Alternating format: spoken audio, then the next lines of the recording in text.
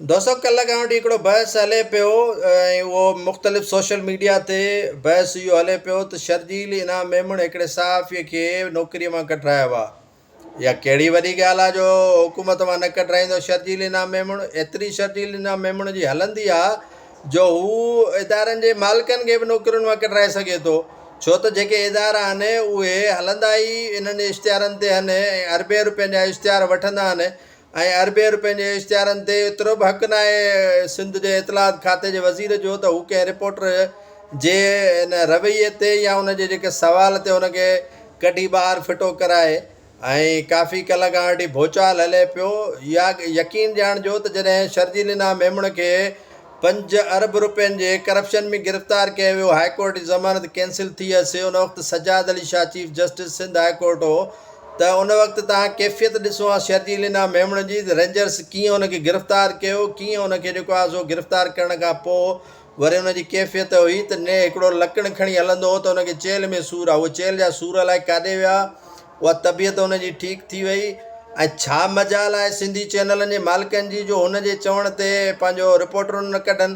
छा मजाल आहे जेको आहे सो चैनलनि जे मालिकनि जी जो सिंध गवर्नमेंट जो चयो न वठनि। छा मजाल आहे सिंध जे उन इदारनि जी, अख़बार हुजे, चैनल हुजे या कोई ॿिया इदारा हुजनि, उतां कढणु मसइलो ई न आहे। ऐं शर्जील इनाम मेमण जेको पावरफुल वज़ीर इतलात आहे ऐं रुगो वज़ीर इतलात पावरफुल न आहे पर हूअं बि पावरफुल आहे। हुनखे ज़रूरत कीअं थी त एहतसाब अदालत में उहो सहाफ़ी हुन खां सवाल करे। हुनजी कहिड़ी मजाल ऐं औकात हुई जो हू हुन खां सवाल करे बादशाह सलामत खां।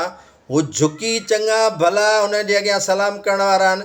हुन चयो आहे त मां जॾहिं वॾनि वॾनि प्रेस क्लबनि खे 50-50 लख 1-1 करोड़ रुपया ॾियां थो, सहाफ़ियुनि जे तंज़ीमुनि खे 2-2 करोड़ 3-3 करोड़ 4-4 करोड़ ॾियां थो, त पोइ हिकिड़े रिपोर्टर जी छा मजाल आहे कोर्ट रिपोर्टर जी जेको मूंखां सवाल करे ऐं पंहिंजी नौकिरी जेको आहे सो बचाइणु हुनजे लाइ ॾाढो मुश्किल थी वियो।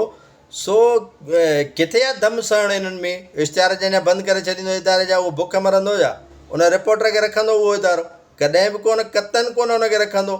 जो शर्जील इनाम मेमण अञा हुननि ॾिठो बि कोन, कंहिं बि क़िस्म जो हुन जवाबु कोन ॾिनो ऐं वञण करे रुगो अखियुनि जा इशारा करे हुनखे चयईं त तुंहिंजो ख़ैरु न आहे। मूंखे यादि आहे त मंज़ूर हुसैन वसाण 92 में जॾहिं जाम सादिक मरहूम सां हुडी ॾेई ॻाल्हाई, वज़ीर आला हो, त जाम सादिक मरहूम हुनखे ॿुधायो त मुंहिंजो तूं महिमान आहे, काएं बजे टाइम ॾिनईंसि त ठीकु 2 बजे 3 बजे तूं गिरफ़्तार थींदे।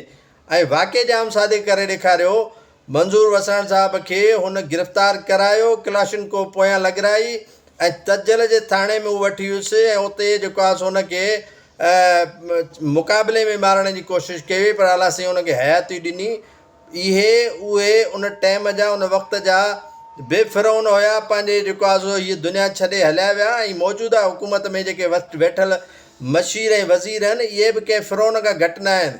हिननि जी औकात न आहे सिंधी मीडिया जे मालिकनि जी जो हू इन हुकूमत सां मारो अटकाइनि या हिन हुकूमत जे ख़िलाफ़ु का वावेला कनि या हिन हुकूमत जे ख़िलाफ़ु को ज़बान मां लफ़्ज़ चोरनि।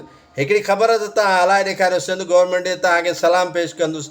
हिकिड़ी पंहिंजो मीडिया ते का अहिड़ी रिपोर्ट त हलाए ॾेखारियो जेका हिननि जे ख़िलाफ़ु हुजे ऐं पोइ आउं तव्हांखे सलाम पेश कंदुसि। कॾहिं बि कोन हीउ जेको आहे सो हिननि जे ख़िलाफ़ु ख़बरूं हलाईंदा। अञा रहंदो पंहिंजे रिपोर्टरनि खे कढंदा ऐं रिपोर्टरनि खे घर भेरो कंदा। इन जे करे तव्हां जेके रिपोर्टर आहियो पंहिंजी रोज़ी रोटीअ जो ख़्यालु कयो, पंहिंजे मानीअ जो ख़्यालु कयो। तव्हांजे मानीअ में हरू पंहिंजी मानीअ में अहिड़ा सवाल करे वेह न विझो। इहो ज़हर जेको चवंदा आहिनि उहो पंहिंजे मानीअ में न विझो ऐं इन्हनि जे अॻियां सरनगू थी हलो ऐं सर करे हिननि सां मिलो ऐं हिननि जे गोॾनि ते हथ रखी मिलो। तव्हांजा मालिक हिननि जे गोॾनि ते हथ रखी मिलंदा, तव्हांजी औकात कहिड़ी आहे? तव्हांजी त का औकात ई कोन्हे का रिपोर्टरनि जी।